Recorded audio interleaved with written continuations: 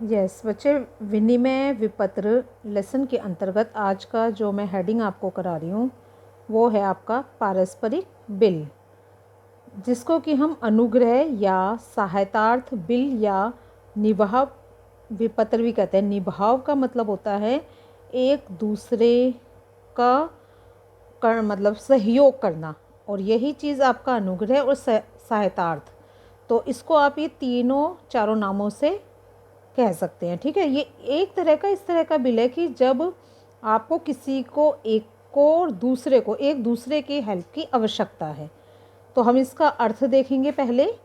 पारस्परिक आर्थिक सहायता के उद्देश्य से दो व्यापारियों के मध्य बिना किसी प्रतिफल के जो बिल लिखे जाते हैं अनुग्रह अथवा पारस्परिक सहायतार्थ विपत्र कहलाते हैं।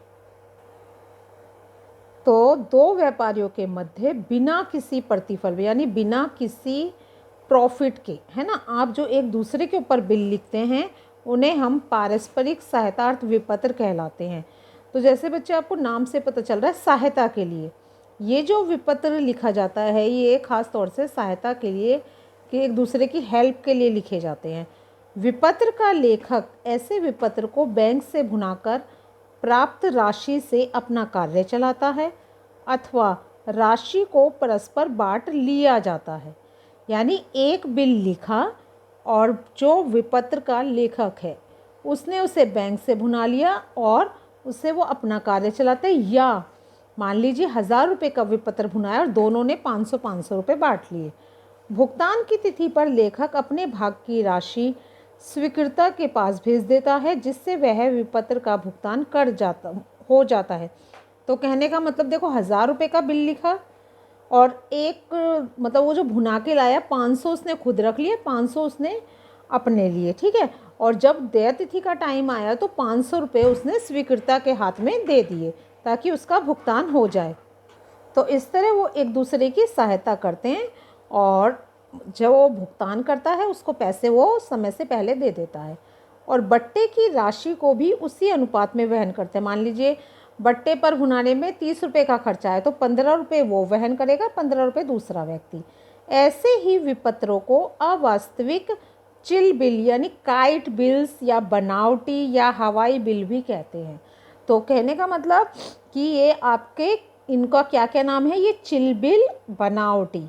क्योंकि ये बनावटी इसलिए भी हम कह सकते हैं क्योंकि बिल तो लिखा गया एक व्यक्ति के द्वारा, लेकिन उन्होंने वो राशि आपस में दोनों ने बराबर बांट ली। ठीक है, तो इसका ज़रा एक दो विशेषताएं भी देख लेते हैं हम, क्योंकि इसके न्यूमेरिकल के लिए हमें इसकी थ्योरी भी एक्सप्लेन होनी चाहिए, तभी हम कर पाएंगे इसे। पारस्परिक बिल बनावटी बिल होते हैं और ये वास्तविक लेन देनों के लिए ना तो लिखे जाते हैं ना ही स्वीकार किए जाते हैं। इनका लेखन बिना प्रतिफल के होता है।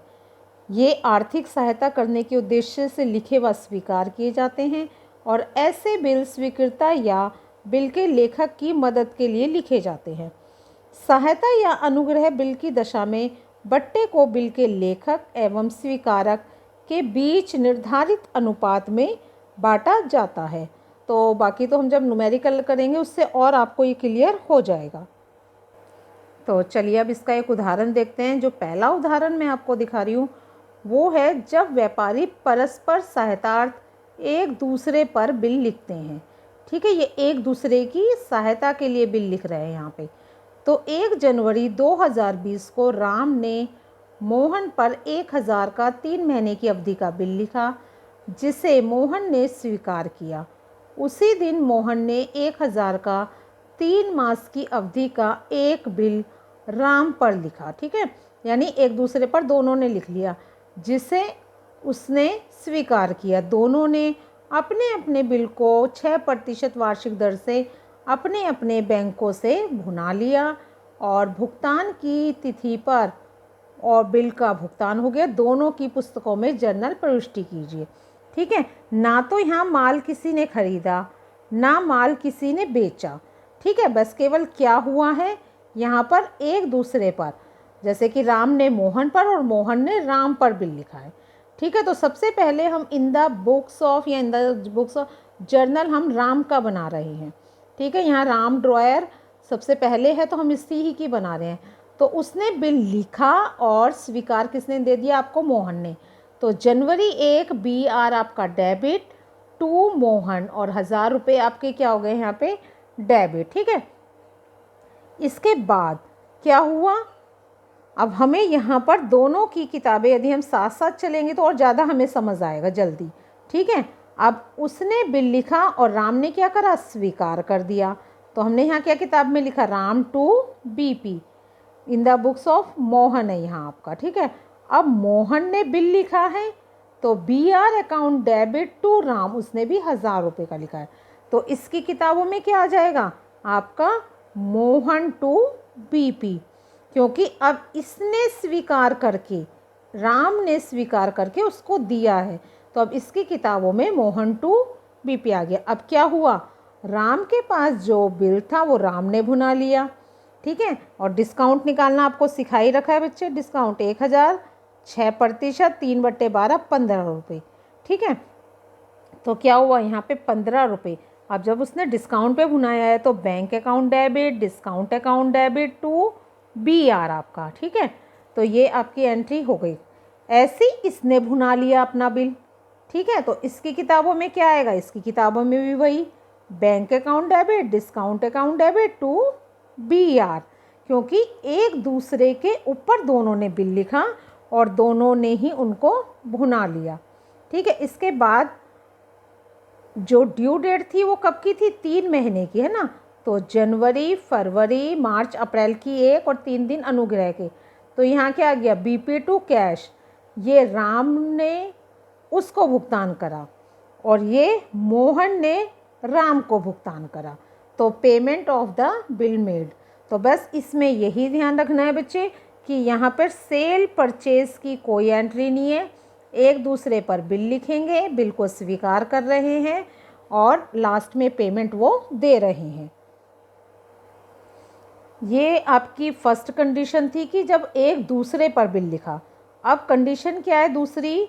जब एक व्यापारी बिल लिखता है और उसे दूसरा स्वीकार करता है, लेकिन दोनों ही बिल का रकम का उपयोग करते हैं। कहने का बिल अब एक है, केवल यहाँ पे एक बिल है, दोनों उसी को एक स्वीकार कर लिया और एक दूसरे को बांट लिए वो पैसे, दोनों ने 1000 रुपये करके। चलिए देखिए उदाहरण पढ़ते हैं। राम ने 2000 रुपये महीने की अवधि से एक बिल मोहन पर परस्पर सहायता के लिए लिखा। मोहन ने बिल को स्वीकार करा। राम ने उसे 6% की दर से बैंक से भुना लिया और आधी धनराशि मोहन के पास भेज दी। देय तिथि पर राम ने अपने हिस्से की रकम मोहन के पास भेज दी और मोहन ने बिल का भुगतान कर दिया। दोनों की जर्नल एंट्री कीजिए। तो अब सबसे पहले क्या करें? राम ने 2000 रुपये का बिल लिखा, किस पर? मोहन पर। तो हम क्या करेंगे? आपका BR अकाउंट आपका डेबिट, क्योंकि बिल लिखने के लिए तो ये होगा, 1000 रुपये हम यहाँ डाल देंगे और 1000 रुपये इसके हम क्रेडिट में डाल देंगे। ठीक है, और बिल किसने स्वीकार करके वापस दिया? टू मोहन। ठीक है, बीइंग बिल एक्सेप्टेशन रिसीव।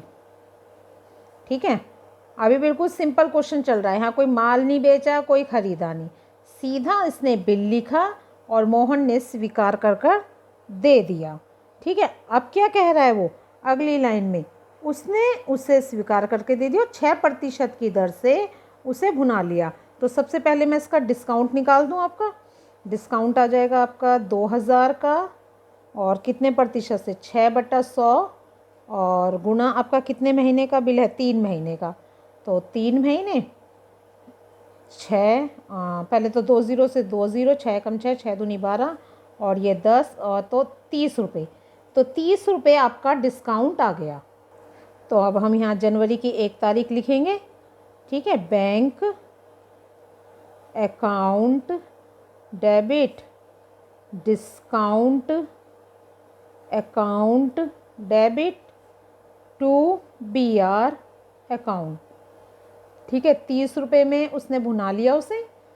2000 का बिल था, तो 2000 में से 30 गए, आपके कितने बचे? 1970 रुपये। आप यहाँ देख रहे होंगे बच्चे, मतलब बिल्कुल सिंपल क्वेश्चन चल रहा है, इसमें अभी कुछ नहीं करना आपको। ठीक है, अब क्या करा उसने कि आधी धनराशि मोहन के पास भेज दी। आपको जब मैंने विनिमय विपत्र स्टार्ट कराया था तब भी आपको बताया था बच्चे, जैसे जैसे लाइन लिखी है वैसे ही वैसे आप जर्नल एंट्री बनाते जाइए, क्योंकि इसमें मेन आपकी जर्नल एंट्री ही चल रही है और कुछ नहीं है। जैसे जैसे स्टेप यहाँ पे चल रहे हैं वैसे ही आप चलते जाइए। अब हम क्या करें, आधी धनराशि किसको दे दें? मोहन को। तो यहाँ पे हम डालेंगे, पहले नरेशन लिख देती हूँ, बीइंग बिल डिस्काउंटेड, है ना, आपने भुना लिया। अब जनवरी 1 तारीख हमने किसको कैश दिया है? मोहन को। जो रिसीव करता है उससे हम क्या करते हैं? डेबिट। यहाँ तो आपको वैसे भी कोई जर्नल एंट्री याद करने की ज़रूरत नहीं, आप स्टेप बाई स्टेप वही करते जाइए जो आप करते हैं। ठीक है, ये आपने यहाँ पे भुनाया था, है ना। जब आपने भुनाया है तो सेम इसी एंट्री के रूप में तो आप उसको दोगे। यहाँ कैश बैंक कुछ भी लिख सकते हो बच्चे, आप टू कैश भी लिख सकते हो, टू बैंक भी लिख सकते हो। भाई अभी हमने क्या थ्योरी पढ़ी कि यदि वो बैंक से भुनाएगा तो डिस्काउंट भी आधा आधा बांटेंगे। अब उसने 2000 का बिल भुनाया तो आधी धनराशि कितनी हो गई मोहन के पास? 1000। ठीक है, लेकिन आपने कैश कितना देना है उसे? यहाँ 15 रुपये आप डिस्काउंट काटोगे तो ये आ जाएगा 985 रुपये। आई बात समझ बच्चे? क्योंकि ये बिल था 2000 का, आधी धनराशि आपने मोहन को दी है, तो आप 985 रुपये की एंट्री यहाँ पे दिखाओगे।